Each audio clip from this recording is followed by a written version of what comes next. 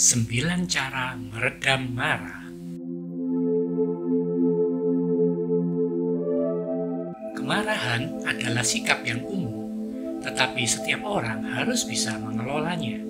Dengan mengendalikan amarah, hidup seseorang akan menjadi lebih mudah dan jauh dari stres, dan orang lain akan merasa nyaman saat berada di dekatnya. Kita sering marah dari waktu ke waktu. Kita mungkin menanganinya secara berbeda, tetapi tidak satu pun dari kita yang dapat melepaskan diri sepenuhnya dari amarah. Tetapi hanya karena kita marah, bukan berarti kita berdosa. Kita bisa mengatasi kemarahan kita dengan cara yang tepat maupun dengan cara yang tidak tepat. Sayangnya kebanyakan dari kita sering mengungkapkan kemarahan kita dengan cara yang membuat kita semakin jauh dari tujuan kita. Kehidupan yang sangat kompleks dan serba cepat saat ini membuat kita sulit mengendalikan rasa marah.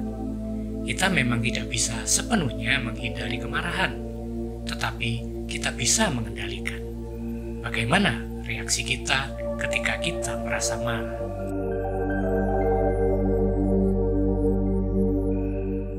Sembilan cara yang harus dilakukan saat Anda sedang marah. 1. Akui dan pahami.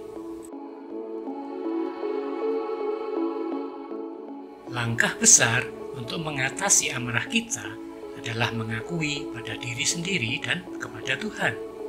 Tidak hanya mengakui kemarahan, tetapi juga memahami sumber penyebabnya. Jujur dan mengakui kelemahan kita akan membuat kita dipulihkan. Semakin Anda memahami diri sendiri, semakin baik pula kemampuan Anda untuk mengendalikan amarah Anda.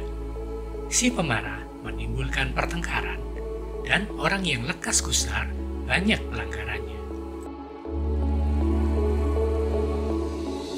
2. Jangan simpan amarahmu. Jangan menyimpan kemarahan di dalam hati. Sekecil apapun, segera selesaikan sebelum bertambah besar dan rumit. Masalah akan menjadi besar jika tidak segera dihadapi dan diselesaikan. Hal itu dapat membuat kita hilang kendali.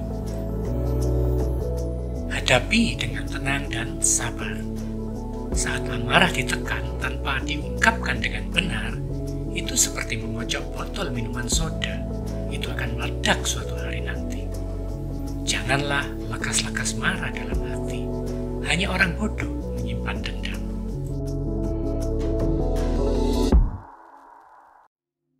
3. Jangan sangkal amarahmu.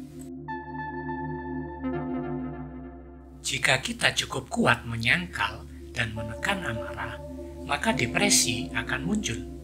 Seringkali orang mengaku depresi, padahal sebenarnya mereka hanya kesal. Jadi sebenarnya mereka hanya membohongi diri sendiri di dalam hati. Menyangkali kemarahan adalah dosa. Ini dikenal sebagai berbohong. Siapa menyembunyikan kebencian, dusta bibirnya. Siapa mengumpat adalah orang bebal. 4. Jangan bertindak tidak pantas.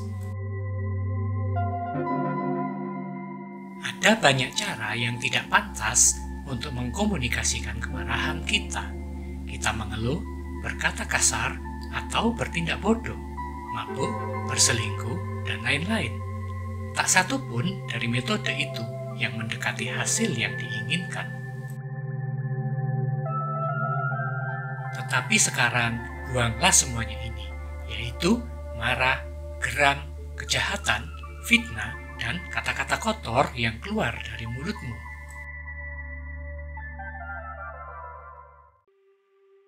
5. Jangan abaikan amarah Anda. Cara Anda melampiaskan amarah sangat penting. Jika Anda tidak menemukan cara yang baik untuk menanganinya, itu akan merusak Anda dan hubungan Anda. Kemarahan yang dikelola dengan baik bahkan bisa bermanfaat. Dalam keadaan tertentu, kemarahan adalah satu-satunya tanggapan yang tepat. Kemarahan adalah reaksi yang tepat, misalnya ketika Anda menyaksikan seseorang dimanfaatkan atau diperlakukan tidak adil. Orang yang sabar besar pengertiannya, tetapi siapa cepat marah membesarkan kebodohan. 6. Marah adalah pilihan. Kita lebih mungkin untuk mengelola kemarahan jika kita memahami bahwa itu ada harganya. Mengendalikan amarah membutuhkan pengendalian mulut. Kita harus berpikir sebelum berbicara.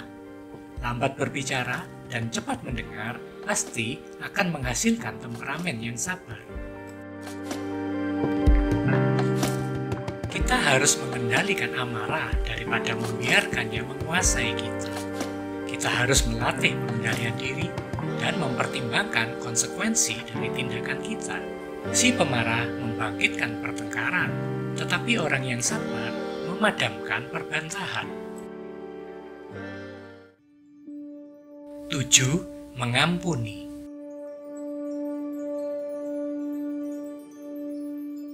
Seseorang yang memendam amarah di dalam hatinya tidak akan pernah mengalami kedamaian.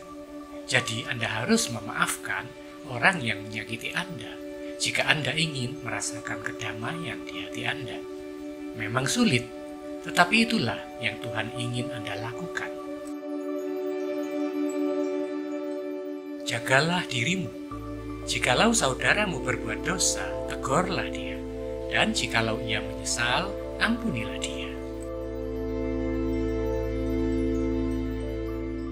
8. Jangan fokus pada kesalahan. Fokus pada kesalahan dan rasa sakit tidak akan membuat kita lebih baik. Sebaliknya, kemarahan akan bertumbuh semakin besar. Maka fokuslah pada kebaikan yang telah kita terima secara melimpah. Jangan menahan kebaikan dari mereka yang berhak menerimanya jika ada padamu kesanggupan untuk melakukannya. 9. Doa minta kedamaian. Doa adalah komunikasi kita dengan Tuhan. Ketika kita memohon dalam doa, kita menerima kedamaian dari Tuhan. Tekunlah berdoa, karena Tuhan dapat menenangkan hatimu. Dengan hati yang damai, kita bisa lakukan segala sesuatu dengan benar dan sukacita. Buah kebenaran ditaburkan dalam damai oleh para pendamai.